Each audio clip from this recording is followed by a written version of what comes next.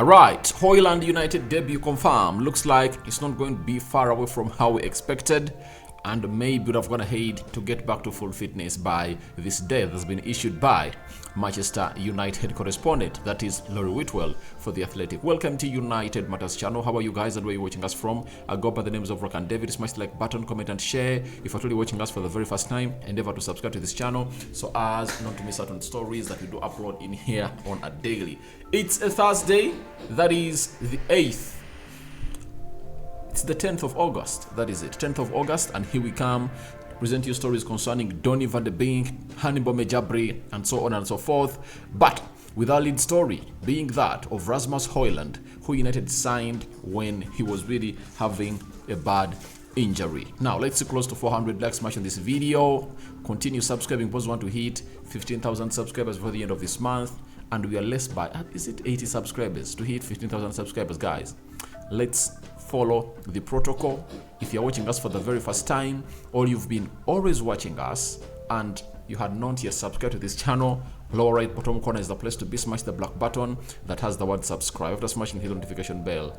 That will enable you get notified every time I upload a video onto this channel. Now let's start it off with a story coming in from Manchester United about the Rasmus Hojlund injury update. That Rasmus Hojlund is following an individual program with the club management, with the club managing his recovery from a major injury pickup from a minor injury pickup with his former club. This problem should prevent him from playing for a few weeks while he gets back into shape for matches. Now, this was the concern of many Man United fans all over the world. Why would United go ahead and sign a player who is really having an injury? But Laurie Whitwell has gone ahead to drop a story about Rasmus Hojlund and when he's expected to return and play his first game for Manchester United. Laurie Whitwell, United correspondent for Manchester United, has confirmed to us that Manchester United are targeting the game against Arsenal on 3rd September as a potential debut date for Rasmus Hojlund. His minor back injury requires a few weeks of rehabilitation. That is Laurie Whitwell. And you know why most of us we are worried is simple. We know how bad these back injuries are. If you hurry it, or if you hurry the player back on the field of play when he's really having it, it can lead to what we call recurring back injuries. So meaning that you need to let this player be out for some time and rest and then get back to where he deserves to be. And I really remember what Robin van Persie was told, what Robin van Persie told Marcus Rashford, because Marcus Rashford fell a victim of this back injury the season of 2019, 2020, 2021. He fell a victim, and Robin van Persie told him that I was once a victim of a back injury, but all I was told was simple. I only needed to be resting enough. So these injuries are really tricky, and when you look at the kind of games that Rasmus Hojlund might miss: Wolverhampton Wanderers next Monday, Tottenham Hotspur, and Nottingham Hotspur game, that is at Old Trafford. So it wouldn't have been good for him to return when you're playing away at Arsenal. Every player would love to have his debut at the stadium of the team that really signed him, but never say never. You never know. In the game of Nottingham, he might make it to the bench and maybe get some minutes in to prepare for the game of Arsenal. But all in all, I would like to let you know that Rasmus Hojlund is undergoing what we call an individual training or recovery program that the club is obviously taking him through to see it that he makes it where we want him to be. But there is a very big story that really surpassed yesterday that most of you need to know about our striking options. Yesterday, a story was put out by the club of Manchester United that Anton Martial is back, and this is really a very huge boost that most of us should be excited for as we wait for the return of Rasmus Hojlund. And this is what United website told us. Official: Anton Martial has resumed full training for Manchester United after recovering from an injury that prevented him from participating in the preseason. it's good news for me because I would love to see us play Wolverhampton Wanderers with the centre forward. That is it. I would like us to play. I would like us to play against Tottenham Hotspur with the centre forward. I would like us to play Nottingham Forest with the centre forward until when Rasmus Hojlund really comes in through. And if at all Rasmus Hojlund is available with Anton Martial at the same time, that will be music to ears of many, especially the fans of Manchester United. I know those who are really clingy onto the point that Martial has always been an injury-prone player, but him being available is better than him not being available. That is what I think makes lots of sense for Manchester United. And as it stands, it's all about Rasmus Hojlund. Sorry, it's all about Martial and Rasmus Hojlund. This time around, Martial has to prove that he's better. Obviously, if they're both fit, and they're in their top form, Rasmus Hojlund cannot come close to Anton Martial because Martial does a lot off and on the ball that Rasmus Hojlund cannot do. But Anton Martial has been played out a lot because of his being injury prone. I've seen very many people throwing their allegations about Anton Martial that Ten Hag wanted to sell him. I told you at the beginning of the transfer window that Anton Martial is going nowhere because I remember way back when he was in Thailand, Melbourne and Perth in Austria, he confirmed to us that is Erik Ten Hag, that he needs 3 centre forwards. And by the time, he had Ronaldo, he had Anton Martial, and was looking for one more, and he never got him. And in the movement of that, he found himself really losing Ronaldo and was left with just one centre forward. That's why he brought in Wout Weghorst. That really took us through the season. That is it. So, as it stands, it's obviously Rasmus Hojlund and Anton Martial. And Martial is going nowhere. I know he's left with just 1 year on his contract, with an option of 1 year, and maybe United might consider terminating his contract, but all I know right now, he's really one of those strikers that Erik Ten Hag will love to have. If you look at his season, and you look at the number of games he played, that is Anthony Martial,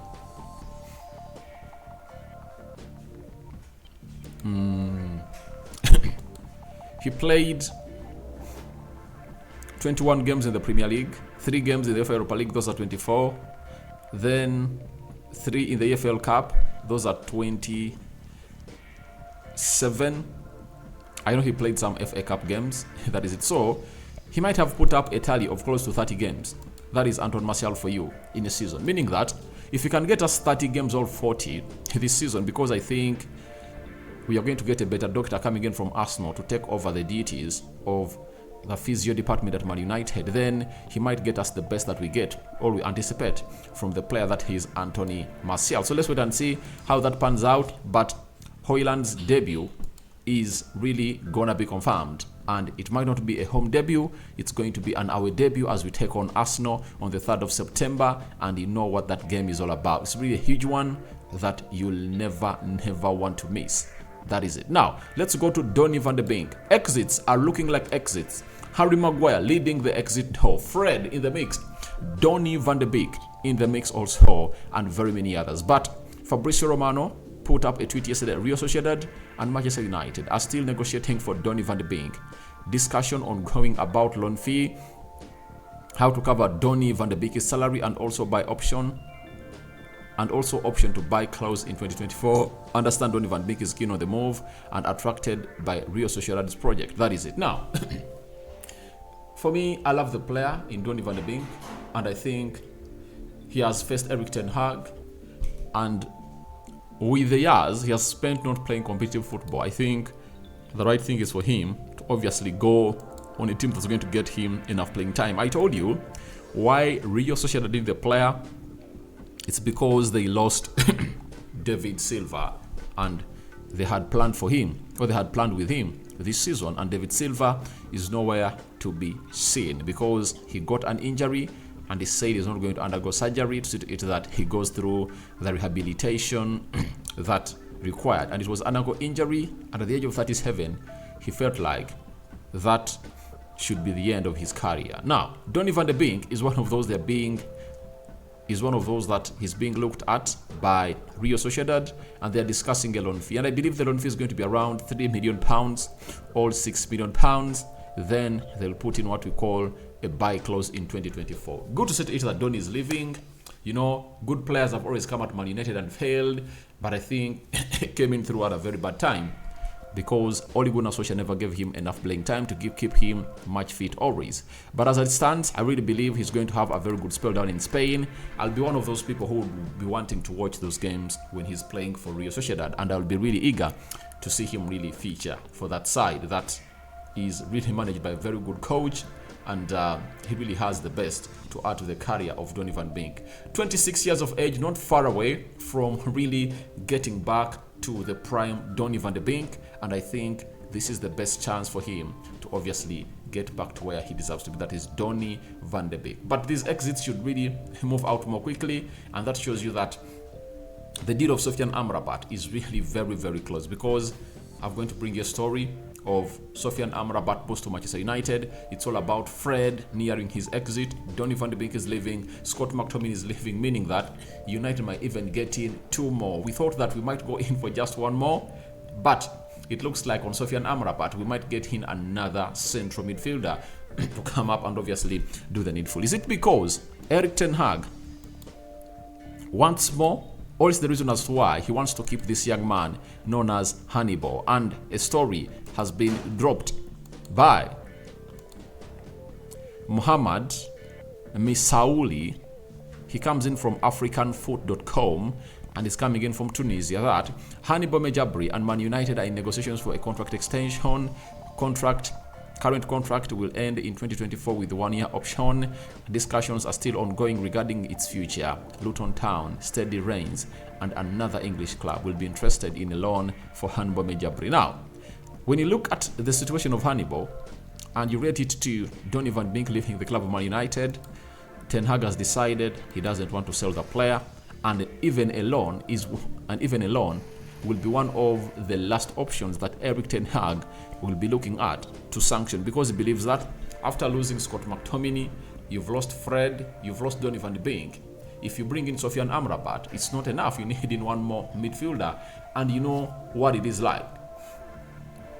This time round, it's going to be all about playing 8 minutes added in every game, meaning that the game of football is going to be close to 100 minutes, meaning that you need to be having players on the bench that will come out and obviously do the job and really maintain your lead into those minutes. But I've seen some people and some journalists, managers and coaches coming out and obviously throwing a dagger to this.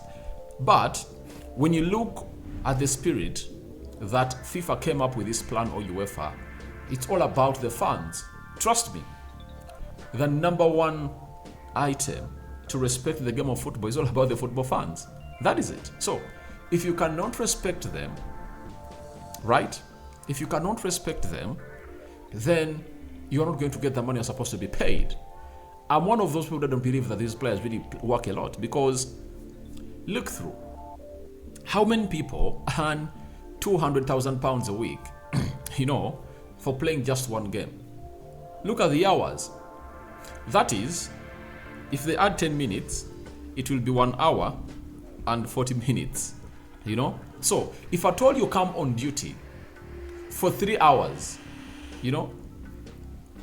they're like how many? For 4 hours a week, and you earn £200,000 a week. That is really huge money. Do you know that people work for 8 hours and every hour they earn $18? 8 hours, someone earns close to $180 only. But you're a football player, you are playing for only 4 hours in a week, because a day has 24 hours. You multiply it by 7, 28. This is 14. So for you come to work for 4 hours out of the 170 hours that are supposed to be in a week, and you earn that amount of money, and you earn £200,000 a week. One who works 8 hours, a day, he's earning 180. So to me, I don't want to see these players complain. That's a lot of money that they're earning, and you have to put in a shift for only 4 hours a week. I think we the fans need to see a lot more football. That's why I'm really in line with what these players like Varane are complaining about. So guys, your thoughts on Hojlund United debut are welcome in the comment section below. What do you make about Donny Van de Beek discussions going on and Hannibal new contract loading? I cover you all in the precious blood of Jesus Christ. May the living true God bless you abundantly. Rock and David remains my name. I sign out for now. See you later. Bye bye.